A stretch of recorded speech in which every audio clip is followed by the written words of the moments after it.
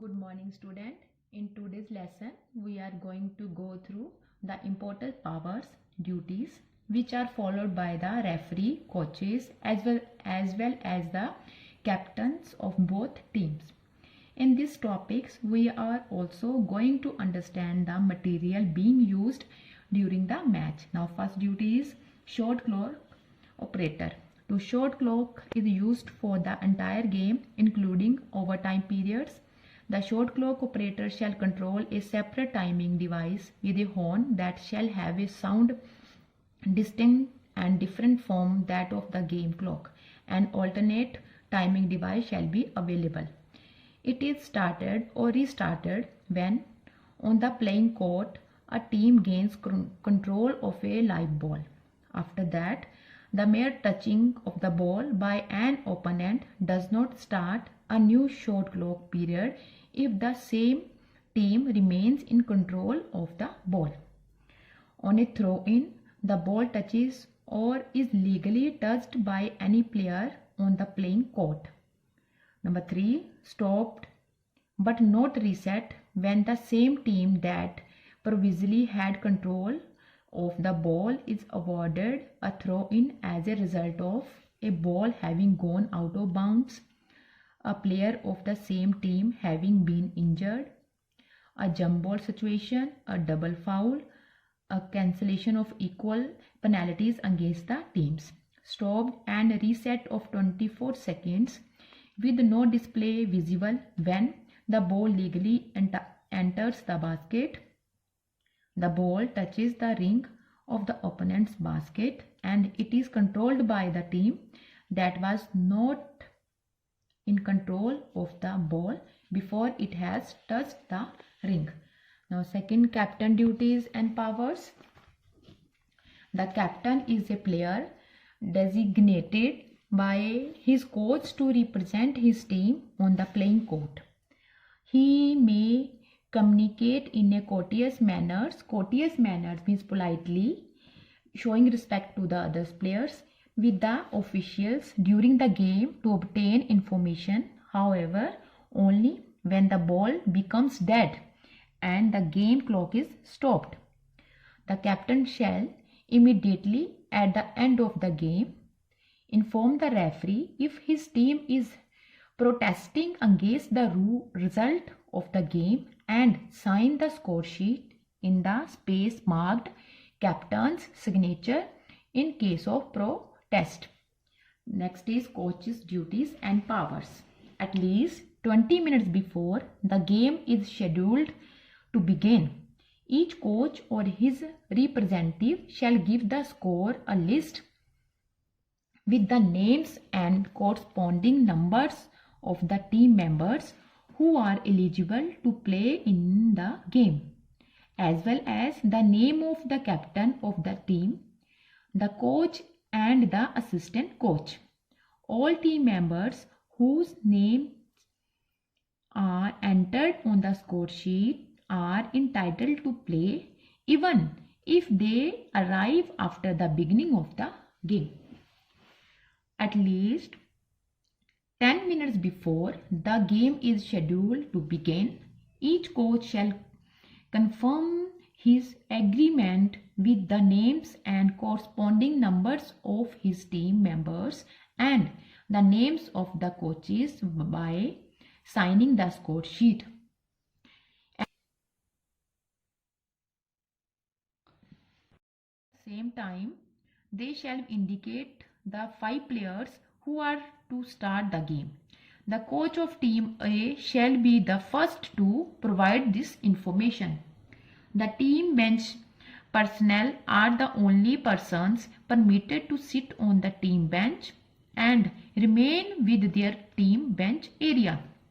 The coach or the assistant coach may go to the scorer's table during the game to obtain statistical information only when the ball becomes dead and the game clock is stopped. Either the coach or the assistant coach, but only one of them at any given time, is permitted to remain standing during the game. They may address the players verbally during the game, provided they remain within their team bench area. The assistant coach shall not address the officials. If there is an assistant coach, his name must be entered on the score sheet before the beginning of the game. He shall assume all duties and powers of the coach if for any reason the coach is unable to continue. When the captain leaves the playing court, the coach shall inform an official of the numbers of the player who will act as a captain on the playing court. Duties of scorer. He shall make chronological sequence running summary of the points scored and shall record the field goals or basket scored made along with free throws. He shall record the personal and technical fouls of each player. He shall indicate the number of fouls committed by each player by using number marker. He shall record the team fouls and raises free throw flag in case of more than 4 fouls in each quarter. To see the chess number of goal attempting player, to observe the match carefully, to see the chess number of the player who commits foul, to fill the every details of score sheet, to notice the replacing player with the chess number. These are the duties of scorer. Now next is duties of 24 seconds operator. To check the 24-second rules, that is starting the time of teams with ball possession and alarm it when team time is over or finish. To notice every time when possession of ball change. Timekeeper's duties. He shall note when each quarter is to start and notify this to referee more than 3 minutes before this time. He shall keep record of play and stoppage of time.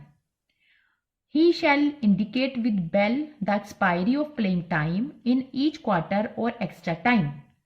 Timekeeper shall start timeout, watch for charge timeout. Next is referee and umpire duties. There is one referee and one umpire to conduct the match. They enforce the game rules to both the teams. They observe and whistle for fouls and violation and indicate this to the table officials. They keep the ball for free throw or throw in to the opposing teams. They assist each other for smooth conduct of the games.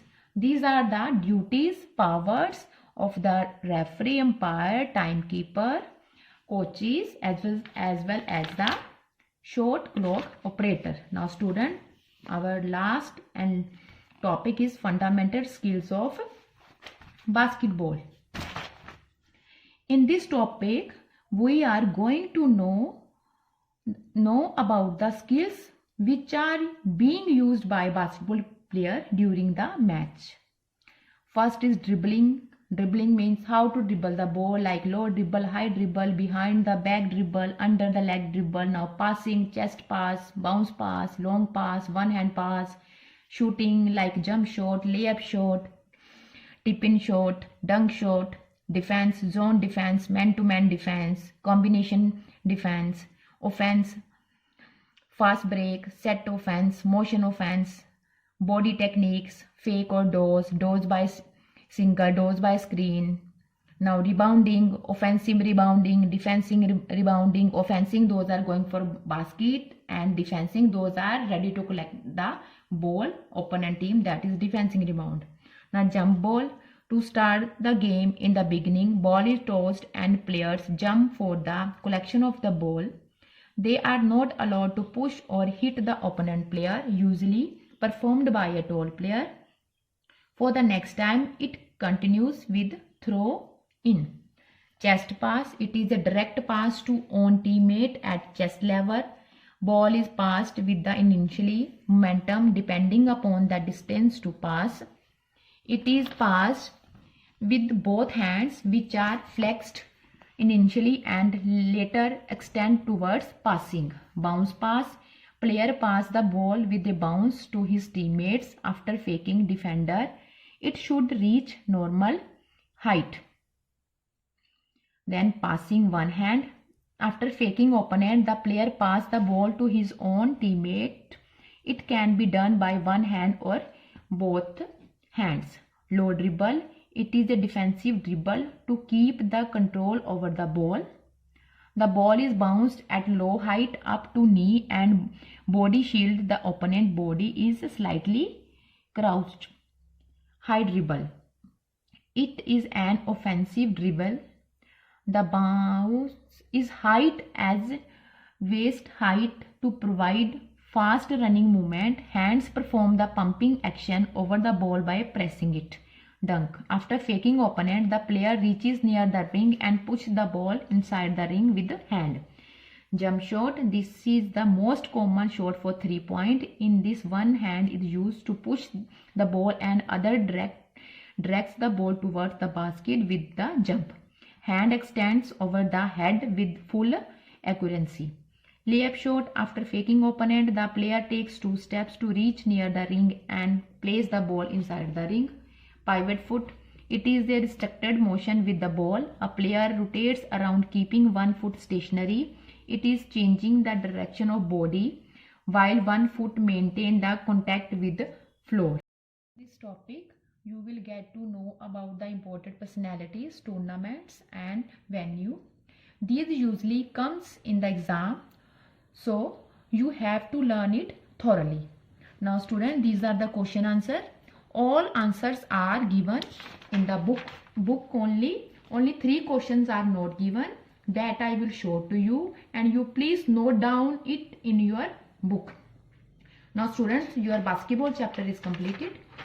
Thank you.